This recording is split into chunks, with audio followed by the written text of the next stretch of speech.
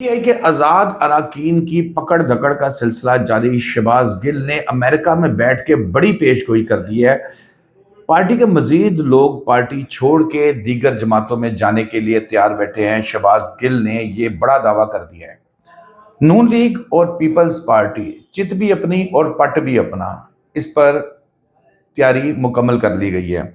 नून league में शामिल होने वाले वसीम कादिर के खिलाफ सोशल मीडिया पर जंग छिड़ गई। एहतजाज का सिलसिला जारी।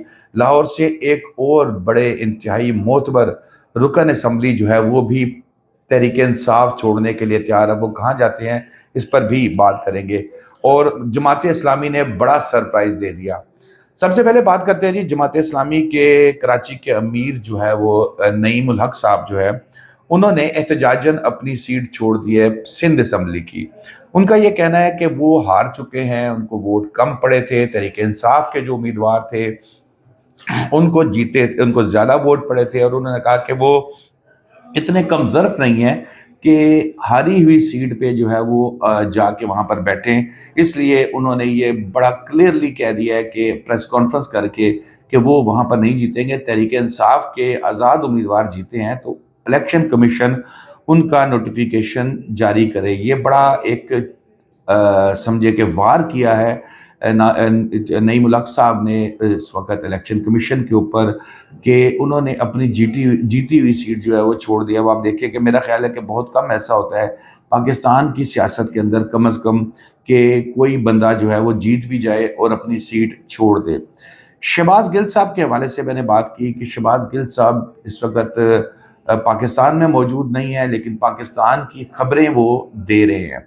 उन्होंने कहा कि तहरीक इंसाफ के जो लोग मुंतखब हुए हैं उनकी पकड़ धकड़ का सिलसिला शुरू हो चुका है, और जो लोग पार्टी छोड़ के मुस्लिम लीग नून ज्वाइन करते हैं उनको माफ़ कर दिया जाता है, वो वापस आ जाते हैं। लेकिन जो मानते नहीं हैं उनको किसी भी सूरत जो है वो कबूल नहीं किया जा रहा।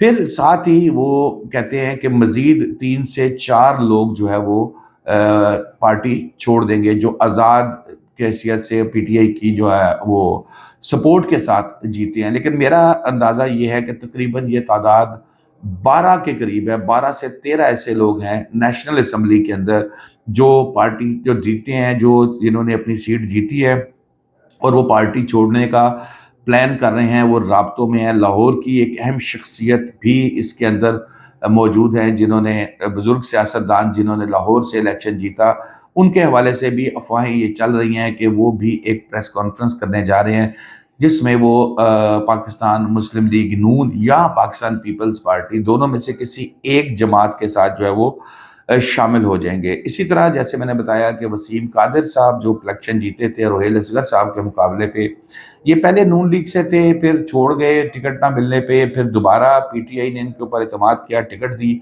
और वो अब फिर उन्होंने अपनी पार्टी छोड़ के दोबारा नून लीग में शमूलियत इख्तियार कर ली है। एहतजाज किया जा रहा है जी उनके खिलाफ, सोशल मीडिया पे भी और बाहर भी उनके खिलाफ भरपूर एहतजाज किया जा रहा है। और हमाद अज़हर अभी तक वापस नहीं आए, अभी भी हमाद अज़हर रूपोश हैं, और इतलात ये मिल रही हैं, जो सोर्सेज बता रहे हैं कि मियां अज़हर साहब पर भी इस चीज़ का दबाव है कि वो भी अपनी जो है वो पार्टी छोड़ें, तो फिर हमाद अज़हर आएंगे। बहरहाल ये तो सुनी सुनाई बातें हैं जो सामने आ रही हैं। फिर